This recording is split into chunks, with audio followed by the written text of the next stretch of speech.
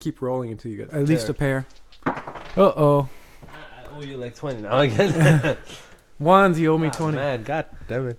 Say something. Ones. Whoa. So in this we would throw in more money because we tied. More money, more problem. Oh yeah, so both put more money. No one wins, but you put more money in. So 5. So you just hand over every time you lose. Uh-huh. If you play until you don't have any more money. What's that called again? CeeLo. CeeLo. Mm-hmm. CeeLo. Oh, 2. What? So is tie again? No. I don't remember. Fuck it. Oh, 4, 5, 6, 2. Mm-hmm. So 4s. But you can't keep on going. Exactly. You rolled 2 sets of 4s. So. Yeah, I forgot. I didn't see that, man. But not 1, 2, 3. 1, 2, 3 is say goodbye to your money. Oh shit! Pretty simple.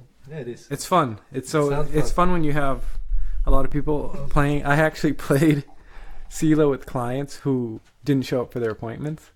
I said, "All right, we'll play CeeLo. We'll play around, and if you beat me, you get to keep your deposit. But if I beat you, you have to pay me another deposit." And people would play. It was awesome. But I would always win for some reason. So what? Are we on? Oh, fuck. We on the air. Hey, Kuba, how you doing? Hey, man. Thank you for having me here, man. No problem. It's been fun having you. Yeah, it's cool because our mutual friend Saeid talked a lot about you. I was really excited to meet you just from seeing the work, and I don't know, he just talked you up so much that yeah, he raised the bar quite high. Well, you lived up to it. Yeah, so far, just like a second or third day, so give it more time. Then you would hate him even more. Yeah. Oh yeah, right. I might still disappoint you, so no worries. I think I'd hate you if you were like coming to work with like new drawings. Like Saeed was saying, like every day you come back to work with like something you worked on and just like brand new painting. I think that's when I would hate you. I'd be like, it was only like every second day, don't exaggerate. Every second day. Like an asshole, huh? So it's not that bad as he portrayed me, but yeah, I like to work a lot, I mean, it's not like I even like to, but I kind of was raised to do it, kind of learned to do it in a way. Were you like pushed by your family to do it, or something that you were doing on your own? Kind of started as a kid, but eventually at some point, like my parents kind of decided that I should take some kind of classes. I've been doing like some classes for like a kids here and there, but they made me go to this girl was like, she was just teaching kids how to draw like properly in a way. But her husband was like teaching people how to get into like this art university. He was like, and he became my master later on because I think when I was around like 12 and I was going to her classes, I've been there like a couple of times only. She was like, hey, I think you should take the other classes. So I was like, yeah, sure, So like more advanced type of classes? Yeah. I mean, I didn't knew it. In my understanding, there was like a different group of people that just like a different, maybe a bit more advanced. But then I show up there like as a 12-year-old and it's only like grown-up people, like adults. Because they're like getting ready for like exam for art university. So they're like 18 years old and stuff. Wow. And yeah, that was quite an experience. I was really like I was really shocked. It's a big difference of the age at that time. Sure. You definitely know you are standing out. You don't. Yeah. You don't fit in. Everybody was kind of pointing me out. Everybody was like making fun of me. It was like, haha, look at this guy. This guy, like this master of mine, like he's Bulgarian. He's called Vencislav Pilyankov. He was like, yeah, he actually told me everything I know about painting, but he was kind of he was mean, man. He was just like, teasing me all the time. He was just like, man, seriously, people fucking cried on those classes, man. Like, with the critiques? Yeah, he was just like, man, he had no mercy. I mean, he's still like that. I've been recently to his like a studio, and he's a super good teacher, but man, he's mean, It's not like he's gonna like be, because in art world these days, it's just like everybody's so polite, nobody want to offend anyone. Right. And he was just like, that shit sucks, man. Just get out. He would just fucking kick people out. In a way, I think it's a good thing. Yeah, that was a rough start, man. That was kind of a rough upbringing, but I really liked it. It was really impressive. And when he said you did something right, finally, you're like, fuck, it meant man. something. Yeah, it really meant something. And the cool part was also like kind of a school of life for me, because it was kind of like a place that you would have your like first kind of achievements. People would be like wind blowing into your sails, but you also see the first tits, drink the first booze, that kind of experience. So yeah, it was really interesting. We took some trips together, like did some plein air work and stuff like that. So technically, even though I which I'm gonna talk later. I didn't really have this kind of a classic upbringing in tattooing as you would have like in States, because there was no that history in Poland. But I had this kind of exciting experience with this kind of art education, because it was like so much fun, and it was kind of like a weird underground, kind of a twisted way of experiencing it. Now, was the schools more like a classical style of training, old atelier style? It really depends, I took the art high school, which was kind of like that, but like the university like that I took, it's already more modern. Okay. Like people do like a lot of conceptual stuff that I really never felt that much, but since I've been there, I try to do it, like to talk shit about it, to be able to talk shit about it. I try to understand it by doing it, but I never got it. It's like so weird. Right. Yeah, and in the States, for the most part, a lot of the training in schools is more like the modern art, and it's stuff, in my opinion, it's like you go to school for that. You don't really need to go to school. Exactly right. What's the point? To do your own thing. Yeah. I mean, I think that it should be like in my understanding of education in general, it should be like some kind of like a program and like goals you achieve, and like when you reach them, you can just do whatever. And for how it works right now in Poland, it's just like, yeah, just do whatever. We don't care. It's like, you're artist, you just do whatever. Right. They even told me like, you can't really work too much, because it's not like you're a worker. You just need to like think about stuff, but just don't do it. So yeah, you're an artist when you think about it. Yeah, kind of like it was like so fucking snobby, man. It's just like too snobby for my taste. But in the beginning, when you started out, when you were 12, I mean, I went went working from the model and these classes were like super classic. That was actually the classic experience I had. So yeah, I was like, when I started, like I did like for a couple of years. I think I stopped around like half of the high school. So that would be like around when I was, like 17 or something like that, 16. So, I took it for like a few years, these super classic classes, but then it was just like, it kind of went blurry in a university and stuff like that. I was kind of on my own. Yeah. But so when you were starting out, were you thinking you were going to be a painter or some sort of artist? Less of a tattoo artist, but like in your mind, that was your goal. I always want to like, I decided then, that I want to like live doing that. I never felt like, that was also, I forgot to mention it, that was also kind of a life lesson for me, because I talked to this guy who told me, and he was like, yeah, man, like, you think about it, do you want to go to regular job? I was like, no. And he was like, yeah, so you need to start selling that stuff. He took me, like, we just went to work with like, for example, on a seashore in Poland, and we just sell some watercolors to like some German tourists and stuff. And he kind of like helped me to understand that you can actually make a living out of it. And that's why, I was kind of, let's say, blessed enough to never go to regular job, because I was always, for my needs, which I started like getting money quite fast. I was around 15 to just start working for my own money like that. And I never needed to go to work, actually. So it was kind of cool. I always kind of find a way to make money on it. That's great. Now, what do you prefer to work in now? Outside of tattooing, what type of medium? Yeah. Right now I'm like really into like oils. Whenever I'm not tattooing and I'm not preparing anything for tattooing, I would just go back and paint with the oils. It's just like, it's kind of like depending on the conditions I'm currently at. So for example, like last few years when I lived in Copenhagen, I didn't really have like conditions like the room or anything to paint really for the paintings to dry. So I'd work with a pastel a bit more and a pencil, but right now I kind of went back to oils more and more, And you like the figurative work? Because I was looking at your Instagram, and there was a lot of really nice figures.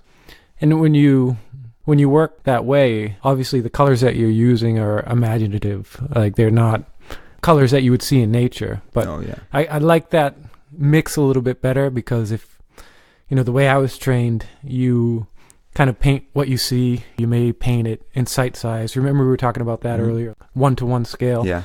And I mean, what you see is what you get. I'm more drawn to some more of the like illustrative type of work where they're using a lot of figurative, but really creative light sources and colors. And I think from what I gather from looking at your work, it's more like that as well. Like you put a lot more of your imagination into the work. Yeah, I was never like into this 1-to-1 realistic kind of stuff that much. I'd rather just kind of, use that body like a figure just to send some message like that. Yeah, definitely. Yeah, so I was actually really inspired, like when I started going to States at some point, I was really inspired like by the paintings I've seen in the museums there. There's like a lot of names that I never heard of, but what's cool, they were always kind of a mix. They always have like this kind of comic bookish twist in my head, at least. They always had like a bit more emotion, a bit more like there was always a bit more going on than like this kind of like stiff European kind of stuff when they painted the king and stuff like that. It was a little bit more, it reminded me a little bit more of this movie poster kind of a thing. More action. Yeah, a bit more twisted, a bit more action, a bit more like freedom, I guess. I really liked it. I'm imagining it's probably Rubens, but he was European though. Yeah, I mean, of course, I really appreciate like the classic European art and stuff, but it's just like, I kind of like grew up with it. It's so like whatever for me right now, because you've seen these paintings like hundreds of times. Of course, when you see them in real life, it's always shocking, and like to see something completely different is like how it is, like with how it is yourself, I guess. Yeah. For me, it's always about the scale. Yeah. I grew up like looking at books and seeing different types of paintings, and then it's almost like seeing your favorite movie star or something like that. Yeah, like it's kind of like this. You've looked in the books for so long at this one painting, and then you get to see it in person. It's like it's meeting a celebrity. Yeah, it's so funny. Yeah, exactly. Yeah, so, that's how it feels. Yeah, but that's how I felt when I first went to Europe, and so I would have all these books and study them and learn the history and who painted it and why it was painted, and then I go there like, oh, there it is. But you have this, I don't know, A3 sized image. Yeah, but it's life size. Yeah, it's just so weird, man. Yeah. Isn't it like similar with tattoos when like you used to see them in a magazine and then you go to a convention and you see them like, wow, man. I tried it like so many times. I don't want to like be the guy because I don't have that much of like that crazy 20 years experience or anything like that, but it's just like, for me, like even the times I started, you just browse through magazines and just go to a convention, you see the work. So the kind of like life of tattoo was longer because you've seen it like on magazine first, then you've seen it on one convention, you've seen it on the other convention, you've seen it like live somewhere else. Right. It wasn't like scrolling through it, because right now you don't really pay that much attention to it. You don't even remember all the sleeves you see. I mean, yeah, that's what I see when we see stuff on internet, especially the large work. You can't appreciate it on that screen. Yeah, right. Like you don't really see how it works with the body and like, you know, how it wraps around. Yeah, that's why I always have a struggle, like when I try to post pictures of like bigger work, it's just like, you know, it's never kind of a hard to see. It's really hard to portray it, you know. But I love going to conventions, and like for me, getting those bigger tattoos. I never had it in my mind that I was gonna have a big amount of tattoos, like just arms, legs, whatever. But as soon as I saw that first bodysuit in person, because you know, you've seen all the old Japanese photos, but that big impact, that first in-person look of it, it's intoxicating in a way. Oh yeah, I mean, for me it was like shocking when I went to London in 2009 and I've seen all this stuff. For me it was like the first contact with that kind of like a big scale work seen in real life. I've seen it, of course I've seen some tattoos before, but they're just not like that scale, that kind of a quality. It just like blew my mind. Open to your mind to new seriously. I was like, wow, you can even do it. I mean, of course I've seen from like in magazines, but it's not that you can't really experience it the same way, you know. It's just like completely different type of experience. You see all these kind of a tabori, like black, like solid black back pieces, which are like 15 years old, like 20 years old, and they're just like settled and still saturated. They like look so beautiful, you know. They even look, I think those tattoos, they just look better with the years, kind of, because they look like this a bit yellowish old painting. They have like this nice quality to it. Yeah, I always like the way that they look settled in. Yeah, because they don't sit on top of the skin anymore. They're a part of you. You can see the difference. Yeah, it looks so amazing. Seriously, yeah, it's like so nice. How do you call it, like in English, like patine on like the old painting? Yeah, like a patina or something like that. Yeah, I would say so. Like it's like tattoo with like this kind of patina look, you know. Yeah, it's lived life with you. It's exactly, not, you know, this new thing.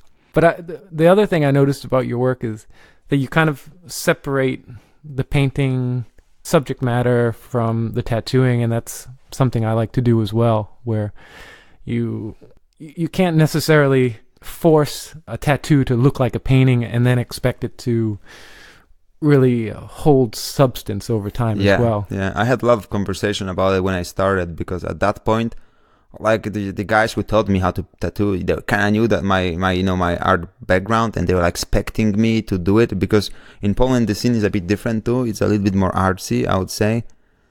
And you know, people appreciate that kind of stuff more. They're not that oriented into the technical aspect of it, not that much into traditional like understanding of tattoo. So they were waiting for me to just start doing like this kind of artsy like oil painting, tattooing. And as more as I learned about tattooing as like technique and a history and all that, I was like, yeah, I kind of don't feel like doing it, you know. I really want to reach, basics and like do it the way that it should be done, and like travel and learn and like try to create something which is like maybe, let's say, not like completely traditional, but based on traditional rules, just to use this technique in the right way. Right.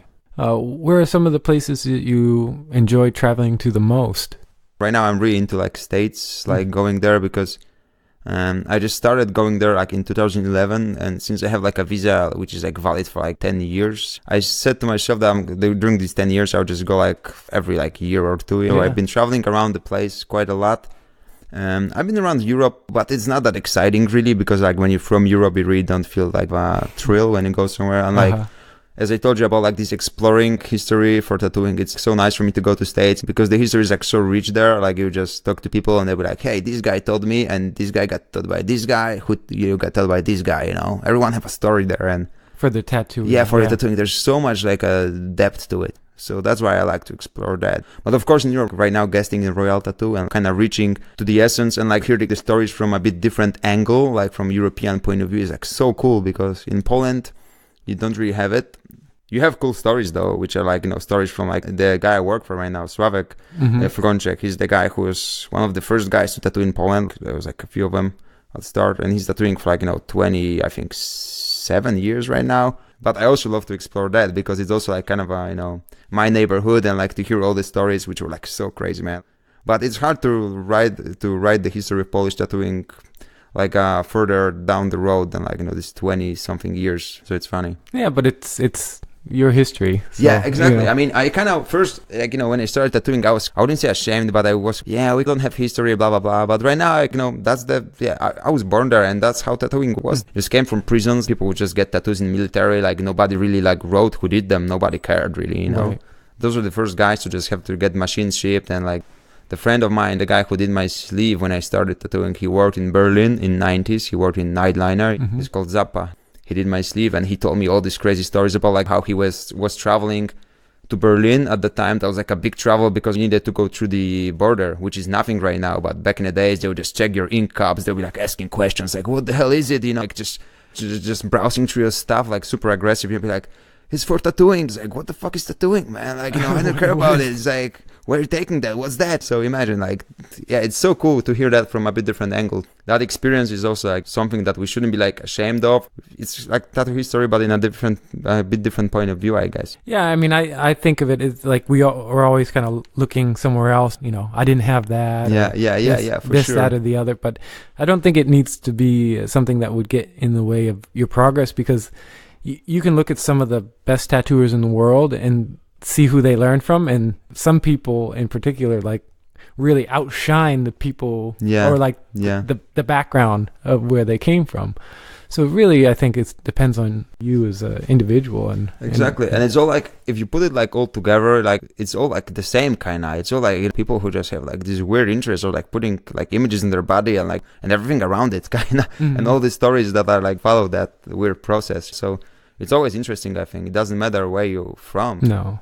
I grew up looking into like all this shit, like we all like into this old American school and all that, and these few names in Europe that they're like shining in like 80s, 90s. Yeah. Did it still have the same stigma in Poland as far as like it was like a kind of a thing that criminals would do, or like kind of like the seedy underbelly of Poland would be the only people that would have tattoos? And because that's kind of where it started in the States, and you would have your sailors and prostitutes, and nobody in their right mind would get a tattoo that you could see. Yeah, I mean, it definitely changing like everywhere. In 90s, that was like kind of wild for sure. Got my first tattoo, I know, like around, I think 16 years ago. And it's not that far ago though, but it's still like, it was different, even though people would get tattooed, but I remember, for example, like when a friend of mine who was getting tattooed, we all get tattooed like here and there, like on the legs and like on the ribs, in places that we didn't really show tattoos yet. And I never felt kind of confident enough to get something like down, like below the sleeve. And at some point, my friend was like, you know what, man, I'm getting my forearm done. I was like, wow, man, that's crazy. And seriously, the night he was getting that, I was like fucking nervous. I was like, man, how it turned out. I was just like, that was a thing. We just like fucking face that right now, man. It's just a different type of experience. Even though it's not that far ago, seriously, it's just like you think about like 15, 16 years ago. Right.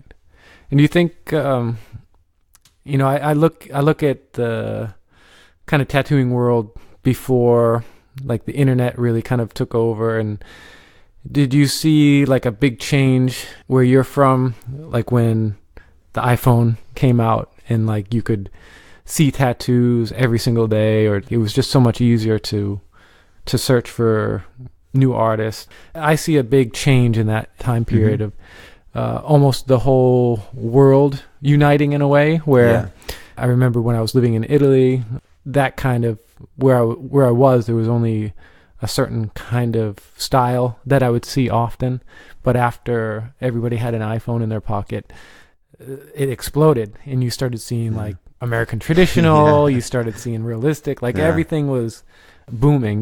Did the same thing happen in Poland around that time? Yeah, for sure. It's kind of overwhelming sometimes, but yeah, it was the same. Yeah, it was just like all of a sudden like, wow, there's so many crazy people. And I would say it didn't stop for me at least, because right now I'm like, you just start browsing through like Russian tattooers. I'm saying, wow, there's so many crazy like Russian tattooers, like they're doing like styles that you would never even imagine, like Japanese and like traditional, like what, and then you go like, Belarus, blam, blam, blam, one after another, like Brazil's like huge, Taiwan, name by name. It's just like, damn, you're really lost in it in a way. What I miss from what I experienced is like when I remember to get published in the magazines, the people who published the work, there were people who more or less knew what they were kind of publishing. Like when it comes to attention that like people get, you just post some stuff which was usually like they wouldn't post stuff which is not good in their opinion, know. So the filter was the people who kind of knew something about it and then put it on display. Right. And these days the filter is only like the viewer. I mean, like there's no one in between who knows anything about tattoos. So it's only about like up to people who just press like. Yeah. And that's, on the other hand, it's kind of a dangerous when you think about it that way, even though. Yeah, I think there's definitely pros and cons. But yeah, exactly. Like with everything, it just really depends how you're gonna use it, I guess. Right. But yeah, but to be honest with you, that would be so hard not to have it right now, for me at least, because it's just like I'm so addicted to just seeing new stuff. Right. Yeah. And you have an obvious style of your own. Is that something that you've been working on your own, like consciously saying, I want my tattoos to look this way, or is it something that come just naturally of how your hand moves? And I actually never asked myself this question. Like I talked to people at some point and I discovered that I never felt like I have a style. I was just drawing stuff. And at some point, like people, this style of yours, like this style, I was like, is that a style? I don't know. I just drove stuff like that. I was never even aware that it's really happening, but I guess it's natural the way I always drew. Right. Like this ornamental, floral, swirly kind of shapes. I don't know, it just like was natural for me. Yeah, it feels like almost Art Nouveau in a way. Yeah, I used to do like a little bit of graffiti back in the days. People always like, man, just do some nice letters. You always do it like super weird. Like, why it's so ornamental? It looks like some kind of weird flowers or something, So I've been struggling because I could never like fit this kind of a frame in a way. I was always like making it like a little bit more like swirly and ornamental. So it looked like in my tattoo Skyna, when I look at it right now, it was the same kind of a vibe to it. Yeah, I always experiment with different mindsets when I'm drawing, and I wonder if you do this, but just kind of just turn your brain off and just let whatever happens go on the paper and then commit to it in a way. Yeah. I try to do it, but especially when I'm traveling and I get different, how do you call it, like influence from different people. And especially when I go to like more traditional shops, I'm like, man, I need to go like more traditional every time. I'm just too new school, man, But I kind of feel like I try to do it, but I just can't simplify stuff that much. It's like so difficult, this stuff. That's why I really appreciate it always, because I know how difficult it is to make stuff simple. Still struggling with it. I think it's like the struggle of every tattooer to just, when you talk to your friends, they was like, yeah, man, like I'm gonna make my stuff simpler, It always starts like that. Yeah, I'm gonna go simpler than that. It's always like that. And the customers go like, why this guy's making it like so blocky and weird right now? I love his old stuff. The struggle that goes forever, Yeah. But yeah, we know that it's easier to tattoo, but also aside from it being easier to tattoo, it lasts longer. Yeah, it's just like, the way it is, like the more experience you get, the more tattoos you see healed after like so many years. You're like, man, I need to simplify my stuff. Or like you see them coming back after like 10 years. Yeah. We all been through that, You're like, okay, man. That wasn't the smartest move. Saeid always makes his tattoos overcomplicated, huh? Oh, that man. What can I do? Tell us a bit about your years in Copenhagen. Oh, interesting. Yes. Yeah. You were saying earlier you were here 4 years? Yeah, In Copenhagen? almost. Like, I mean, if you count the years when I didn't live here, but I just went back and forth from Poland, yeah, that'll be it. And yeah, I worked in Copenhagen with Saeid, Bright Side Tattoo. It was really cool years, because I really loved the city. I always thinking that I should definitely give it a try to live somewhere else, to have the experience, just other places. Mm-hmm.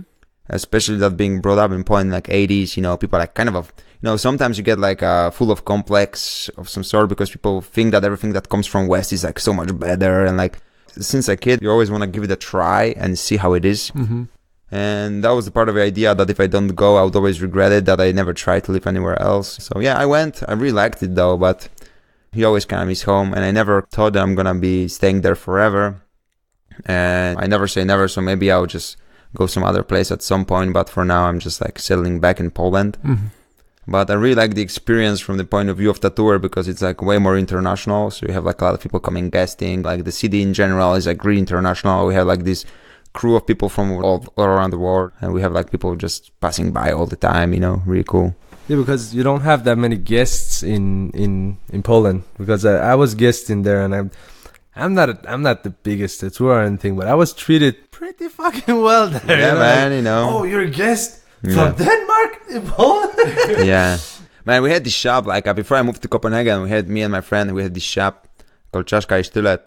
And by the way, that was like the best name for like foreign guests. They loved it. That's why that was actually part of the idea behind the name. People just fucking trying to pronounce it, man. Just like Right. What did it say it again? Czaszka i Sztylet. You got it right, man. Czaszka i Sztylet. Close, Yeah, but we had like we had this shop, and like this friend of mine, he's like he kind of like he's really good at approaching people and stuff. So eventually we have like a lot of international guests there, like guys from Italy and Spain, like friends of ours from state. So that was good times.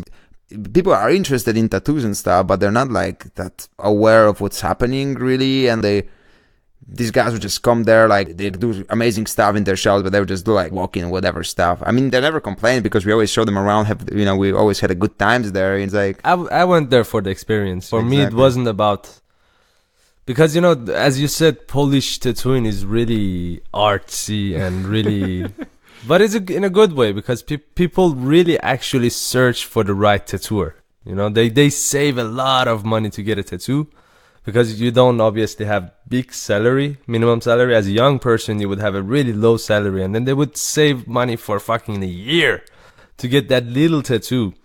And they would search really hard to find the best tattooer and they can find. And it's not based on how traditional that person is or how solid you do it. It's based on how different it is. Yeah, it's like people kind of, when they already are about to spend money on tattoo, they really appreciate it, I mean, like, and that's a cool part. And like all my friends who just visited us, they're like really stoked about this fact. And plus these guys who like visited, they're like also, we always show them around. You know how it is with the guests. You always try them to have a good times and stuff like that. We even have like the buddy of mine from New Orleans. He's been there twice, and he really liked it. And like always when he's in Europe, he kind of stops there.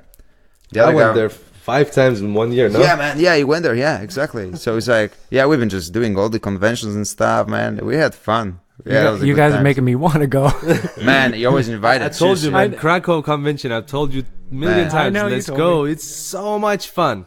Seriously, man. We're gonna show you around. We're gonna have a good time. Especially when I'm back right now. I'm kind of like having my contacts back here and there. It's gonna be fun, man. Well, definitely for sure, we're going to be keeping in touch and nerding out. Yeah, now for that sure. we Yeah, that's for sure, met. Man. Yeah. Hell yeah. But it's not that far. I mean, how long to fly over here? This is like 1.5 hours maximum, depending on the connection, but it's just like 1 hour, 1.5. So it's super simple. Yeah. That's why I sometimes have like my old customers from Copenhagen flying there. So it's like, yeah, it's fun though. I'm telling you, man, like people, I don't know why people kind of it's not like on the map that much for people like that travel for like tourism and stuff like that. But whoever goes there, they're like, fuck, man, that was so fun, Hell yeah. I always tell, whenever I go tell people like, I'm going to Poland, and they go, yeah, why would you go there? And then I'm like, you've ever fucking been there? You know, once you've been there, tell me it's fucked up to be there, and then you know, fuck you then. Man, you gotta keep it a secret. Oh yeah, exactly. Because man, like you know, all the hipsters just like going to Poland at the same time. No, but the funny story about it is like I remember like when my friend Zappa, the guy who did my sleeve, I mentioned him before, the guy that worked in Germany. He just visited me like when I worked in Brightside. He just visited me there, and he guested with us in Brightside. He was just like he was like tattooing like whole week and stuff. And once he was tattooing this girl, and he finished the tattooing, and she was like, "Okay, so where are you from, by the way?" I was like, "Yeah, I'm from Poland." He's like the card of my shop. He got like a really fucking nice shop in like super nice city, like which is like really nice, like seashore city, which is like, I mean, it's a really nice city to see. But because it's in Poland, and he gave her the card, I was like, "Yeah, you're always welcome. When you show up, you're gonna get like a discount. We're gonna treat you real good, you know." She just look at this card like with the disgust on her face, like, "Why do I go there?" You know. He was like, "I don't know, man. Like, just go there if you feel like it." It was like, "Okay," you know, just leaving the show like super awkward. It was so funny, man. I was like, we just look at each other. He was like, "Oh man, she's never going there, right?" I was like, "Yeah, I don't think so." You're better off. Yeah, right. Like, yeah. So before we wrap it up, do you have anything that you're working on now that you want to share with us, or anything new? Like painting wise, like painting wise, or I mean anything. Yeah, just working on making my stuff more simple. Yeah. That's pretty much it, man. Yeah. Like it's constant struggle with that stuff, man. So you know? So we should tell anybody who wants something detailed to get tattooed now before everything. Exactly. All the people who want to get detailed piece, please contact me right now. No, but seriously, I don't know, man. Just like, especially after like that kind of experience I have right now with like Henning and like all the guys from Royal Tattoo, man, it's like so amazing, this stuff, and just blows my mind, man. Like how strong it is, and how simple it is, and how bold it is. And then just go back to like swirly stuff, and like, oh man, I mean, swirly stuff. The swirly stuff you're talking about is your way of drawing, and it's so fucking strong. It brought you the way you are. Yeah, we always have like we always have this conversation. We always have a conversation you know? about it. Whenever I see him, I'm like, man, I need to go more traditional. What and the hell like, is that? No! You know? Hell no! Always Yeah, the same story. If you go man. too traditional, you're just gonna look like everybody else. Exactly. Yeah, but I told him yesterday. You know, people like me who can't do shit. I'm trying to do traditional because you know then I have something. Come on. You know? Oh man. No, but it's so weird, man, this stuff. Because on one hand, I really believe that tattoo should be like tattoo. It should be like the way it was meant to be, kinda. But on the other hand, like I just can't do it. You know what I mean? Like, and it's constant struggle of me trying to like be more like proper way. But it's just how it is, I guess. And it's probably don't conform. Just work on your shit. that's what I deep inside I know it. But you know how it is. You get influenced. You see all the beautiful like traditional bold stuff. You're like, fuck, man, it's so nice. Yeah, I think if you just focus on keeping the technical side, Yeah. and then making sure everything is bomb proof, it's gonna last, then Yeah, that's what I'm doing right now. Yeah, that's actually what I'm working on. I'm always like, that's why I'm traveling and getting all the influence, because I just don't want to be stuck with that kind of like putting images on people's skin. I just want to put tattoos on people's skin, and that's it. Right. Yeah. Cool, man. So what's your Instagram? And with English, it's kind of hard to like weird to pronounce your name in English, but it's like Kuba with the K _ Kujawa with the it's just hard to say your name in English accent, 3 syllables. Yeah, exactly. Kujawa.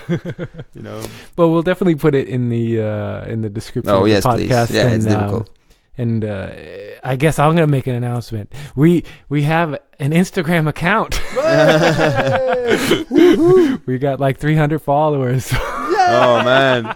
If you listen to this, follow. But the reason why I say it is because I do post people's work who are on the podcast, and so that paints the picture. Yeah, it would be good to put the artwork with the voice and the personality. So yeah, for sure. But yeah, man, it's been a pleasure. I'm so happy that Saeid got you out here and you were able to get away from your family to hang out. Yeah, for sure, man. Thank you for having me. Seriously, I really appreciate it. Awesome. It's such a nice. I mean, I need to be honest with you. I need to really check all the like episodes before that, because I kind of like I've seen it here and there, but I always forgot to check it. And right now, I've seen that there's so much more material I need to check from you. So there's gonna be like few solid hours of just like the flight back home is gonna be like just a pleasure. Awesome. great. I'm pleased that you want to hear my voice for that long. Oh man, So calming, you know. He's so relaxed. You're so relaxed. oh yeah, yeah. Please record some more custom messages to me, man. You know, it's gonna be nice. I got you. Shit will get weird. Yeah, I think it's time to end that thing, man. We're getting weird areas right now. All right, that's enough. Later, man. Thank you. Let me give you a hug. Yeah. My legs hurt.